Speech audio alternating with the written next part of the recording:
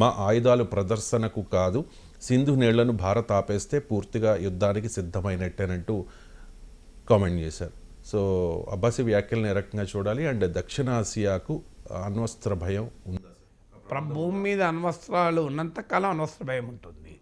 దక్షిణాసియాకి ఏంటి, ప్రపంచానికి కూడా అణ్వస్త్ర భయం ఉంటుంది. అందువల్ల ఇండియన్ పాలసీ అదే. మనము భారతదేశ విధానానికి అమెరికా నాయకత్వంలోని న్యూక్లియర్ హ్యావ్స్ అంటారు, అణ్వస్త్రాలు కలిగి ఉన్న దేశాల విధానానికి ఉన్న తేడా అదే. మనం అందుకే న్యూక్లియర్ డిజార్మమెంట్, సంపూర్ణ నిరాయుధీకరణ మనం అంటాం. న్యూక్లియర్ నాన్ ప్రొలిఫరేషన్ అని America, China, UK, Russia, France లాంటి దేశాలు అంటాయి. తేడా ఏంటి అంటే, నాన్ ప్రొలిఫరేషన్ అంటే అణ్వాయుధాలు ఇప్పటికే ఉన్న మాలాంటి దేశాల దగ్గర అలాగే ఉంటాయి, వాటిని ఇంకా అప్డేట్ కూడా చేసుకుంటాం, కానీ కొత్తగా ఎవడో అణ్వాయుధాలు తయారు చేయకూడదని. ఇది నాన్ ప్రొలిఫరేషన్. భారతదేశం ఇందుకు అంగీకరించదు. మనం అనేది ఏంటంటే, వివక్షపూరితమైన ఈ నాన్ ప్రొలిఫరేషన్ ఒప్పందాలు మేము అంగీకరించము. అంటే అణ్వాయుధాలు ఉన్నవాడు ఉంచుకొని కొత్తవాడుకు అణ్వాయుధాలు ఉండకూడదు. ఇది నథింగ్ బట్ న్యూక్లియర్ అపార్థీడ్ అంటాం, అణుజాత్యంకారం అంటాం. అందుకే మనము న్యూక్లియర్ నాన్ ప్రొలిఫరేషన్ ట్రీటీ, అణ్వస్త్ర నిరోధక ఒప్పందము, comprehensive test ban treaty CTBT, సమగ్ర అణుపరీక్షల నిషేధ ఒప్పందము, fissile material cut off treaty, అణు విచ్చిత్తి పదార్థాల నియంత్రణ ఒప్పందం, ఈ 3 ఒప్పందాలపైన ఇండియా సైన్ చేయలేదు. మనం చెప్పింది అదే, ఇవి వివక్షపూరితము అని. అందుకే టోటల్ డిజార్మమెంట్ కావాలి, సంపూర్ణ నిరాయుధీకరణ కావాలి అనేది మన విధానం. భారత అణు విధానము పాకిస్తాన్ స్పెసిఫిక్ అణు విధానం కాదు. భారత అణు విధానం ఒక ప్రిన్సిపల్ పైన అంతర్జాతీయ సమాజాన్ని దృష్టిలో పెట్టుకున్న విధానం. అందువల్ల ప్రపంచంలో భూమిపైన ఎక్కడ అణ్వాయుధాలున్నా అది ప్రమాదమే. అందువల్ల దక్షిణాసియాకు మాత్రమే కాదు, అణ్వాయుధాలు ప్రపంచంలో ఎక్కడున్నా ప్రమాదమే.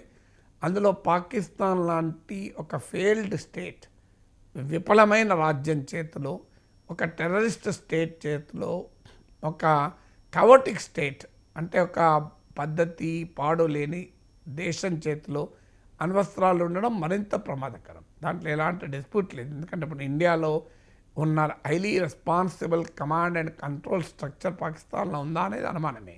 పాకిస్తాన్లో జిహాదీ శక్తులు పాక్ ఆర్మీలో కూడా ఉన్నత స్థాయిలో ఉన్నారు. ఇలా జనరల్ అసీం మునీర్ లాంటి వాళ్ళ భాష చూస్తేనే జిహాదీల భాష మనకు కనబడుతుంది. అలాంటప్పుడు ఈ అణ్వాయుధాలు ఏ తీవ్రవాద సంస్థల చేతుల్లోకి వెళితే ఇది అణుతీవ్రవాదం, న్యూక్లియర్ టెర్రరిజంగా కూడా రూపాంతరం చెందవచ్చన్న ఆందోళన కూడా ఉంది. ఇవన్నీ నిజం, ఈ ఆందోళన కాదని ఎవరు అనలేం. కానీ అదే సమయంలో న్యూక్లియర్ బ్లాక్మెయిల్ను ఇండియా అంగీకరించదు. ఇక్కడే కాదు, ఏ యుద్ధం జరిగినా అదొక దశ దాటితే అణ్వస్త్రాల మాట మనం వింటూనే ఉంటాం. పాకిస్తాన్ నోటినైనామా మీరు ఇప్పుడు ఉక్రెయిన్ వార్లో ఎన్నిసార్లు రష్యా మాట్లాడింది న్యూక్లియర్ బటన్ ప్రెస్ చేస్తామని. వాస్తవంగా రష్యా ఇది న్యూక్లియర్ పవర్, ఉక్రెయిన్ ఇది నాన్ న్యూక్లియర్ పవర్. ఉక్రెయిన్కి ఒకప్పుడు అణ్వస్త్రాలు ఉండే.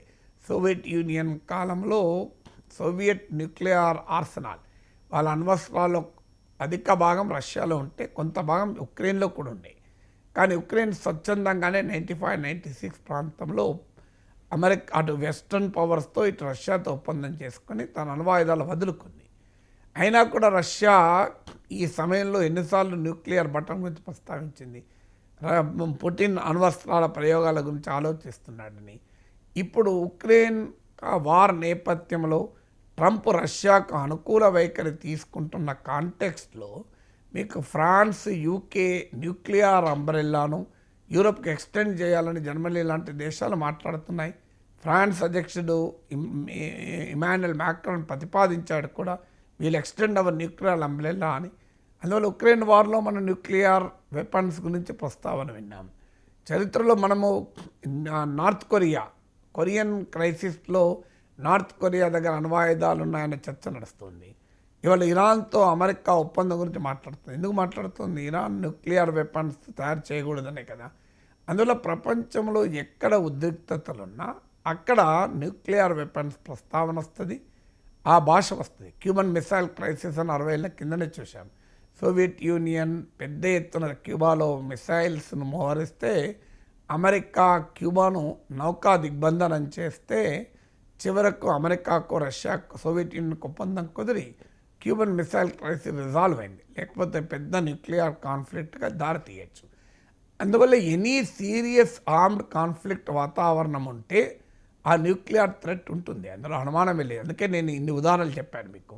Korean crisis, Iran crisis, Ukraine war నుంచి మొదలుకొని క్యూబన్ మిసైల్ క్రైసిస్ వరకు కూడా చెప్పాను. సో అందువల్ల సౌత్ ఏషియాలో ఈ ప్రమాదం ఉండదా, దక్షిణాసియాలో అనుప్రమాదం పొంచి ఉందా అంటే డెఫినెట్గా ఉంటుంది.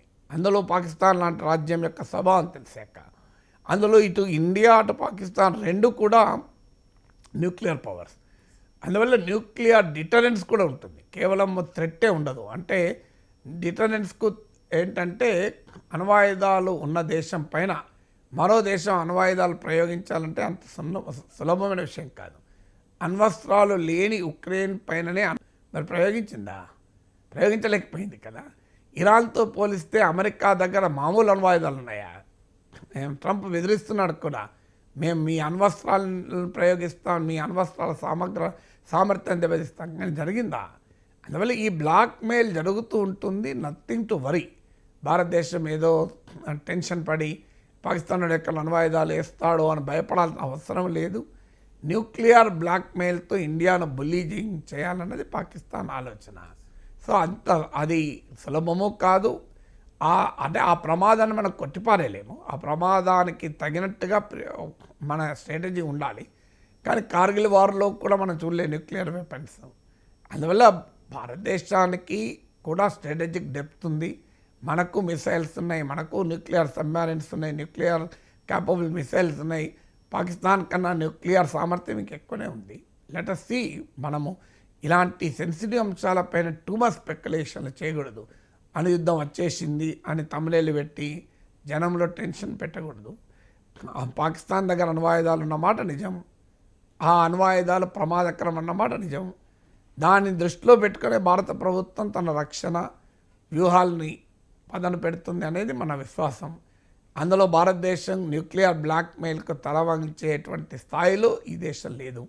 It's a very powerful nation. అది పాకిస్తాన్కు తెలుసు, ప్రపంచానికి తెలుసు. వెల్కమ్ బ్యాక్ ప్రొఫెసర్ గారు. Pak army chief Asim Munir miss అయ్యారనే వార్త పాకిస్తాన్ స్థానిక మీడియాలో వస్తోంది సార్.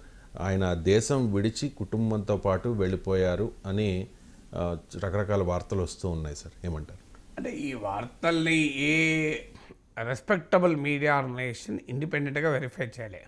నేను చూశాను మీకు టైమ్స్ ఆఫ్ ఇండియా వాళ్ళ moneycontrol.comలో కూడా వాళ్ళు స్పెసిఫికల్గా మెన్షన్ చేశారు, వీఆర్ నాట్ ఇండిపెండెంట్లీ కన్ఫర్మింగ్ అని. మిస్సింగ్ ఇన్ యాక్షన్ అంటారు దాన్ని, MIA అంటారు. అంటే యాక్షన్లో కనిపించడం లేదు అని. ఎందుకంటే వాస్తవంగా ఈ పహల్గాం ఘటన జరగక ముందు అసీమ్ మునీర్ మాట్లాడినది మనందరం పెద్ద వివాదమైంది. అది వాస్తవంగా ఈ పహల్గాం ఘటనలకు ప్రొవకేషన్గా కూడా చర్చ జరిగింది. ఆ తర్వాత ఆయన దాదాపు సైలెంట్. ఈ వార్తలు వస్తున్న నేపథ్యంలో పాకిస్తాన్ ప్రైమ్ మినిస్టర్ ఆఫీస్ ఒక ఫోటో కూడా రిలీజ్ చేసింది కావాలని. పాక్ మిలిటరీ అకాడమీ అబోటాబాద్ అంటారు, బిన్ లాడెన్ ఆ ప్రాంతంలోనే దాచిపెట్టారు. సో పాకిస్తాన్ మిలిటరీ అకాడమీలో ఒక బ్యాచ్ ఆఫ్ ఆఫీసర్ గ్రాడ్యుయేట్ అయిన సమయంలో ప్రైమ్ మినిస్టర్తో కలిసి ఉన్న జనరల్ అసీమ్ మునీర్ ఫోటోను కూడా వాళ్ళు రిలీజ్ చేశారు. అంటే ఈ వార్తలు పాకిస్తాన్ ప్రధానమంత్రి కార్యాలయాన్ని కూడా తాకాయనటానికి ఇది ఒక ఉదాహరణ.